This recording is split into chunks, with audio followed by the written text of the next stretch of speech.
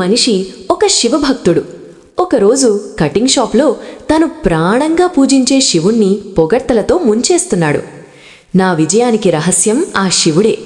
ఈరోజు నా దగ్గర ఉన్న ప్రతిదీ ఆ మహాదేవుడి దయవల్లే అని.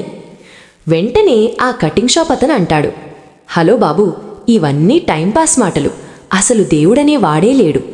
ఉంటే ఈ రోగాలెందుకు, ఈ కష్టాలెందుకు, బాధలెందుకు, ఈ అన్యాయాలు దౌర్జన్యాలెందుకుండేవి?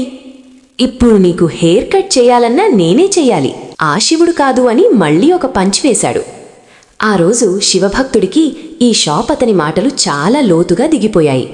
తర్వాత రోజు తన తమ్ముణ్ణి తీసుకుని ఆ షాప్ అతని దగ్గరికి వెళ్ళి ఇలా అన్నాడు, నాకు తెలిసి ఈ భూమి మీద ఎవ్వడూ హెయిర్ కట్ చేసేవాడే లేడు తెలుసా అని.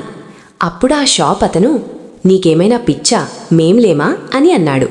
అప్పుడా శివభక్తుడు, నిజంగా హెయిర్ కట్ చేసేవాళ్లు ఉండి ఉంటే నా తమ్ముడి గడ్డం అలా ఎండుగడ్డిలాగా ఎందుకుంటది? ఈ పాటికి హెయిర్ కట్ చేసేవాళ్లు నా తమ్ముణ్ణి అందంగా కటింగ్ ట్రిమ్మింగ్ చేసి రెడీ చేసేవాళ్లు అని అన్నాడు. అప్పుడు ఆ షాప్ వాడు, అది వాడి తప్పు. వాడికి జుట్టు గడ్డం పెరిగితే నా దగ్గరికి వస్తేనే కదా వాణ్ణి అందంగా కటింగ్ చేసి పెడతాను. కాని మీవాడు నా దగ్గరికి రాడే అని ఒక్కసారిగా ఆగిపోయాడు. అతనికి అర్థమైంది, ఆ దేవుణ్ణి శరణు కోరకుండా నిన్నెలా బాగు చేస్తాడని. ఇప్పటికైనా ఈ కథలోని పరమార్థం మీకు అర్థమైందా? అయితే ఓం నమః శివాయ అని కమెంట్ చేయండి. కుదిరితే సబ్స్క్రైబ్, ఫాలో చేసి సపోర్ట్ చేయగలరు. ఈ వీడియో నిజమైన ప్రభాస్ ఫ్యాన్స్కి షేర్ చేయండి.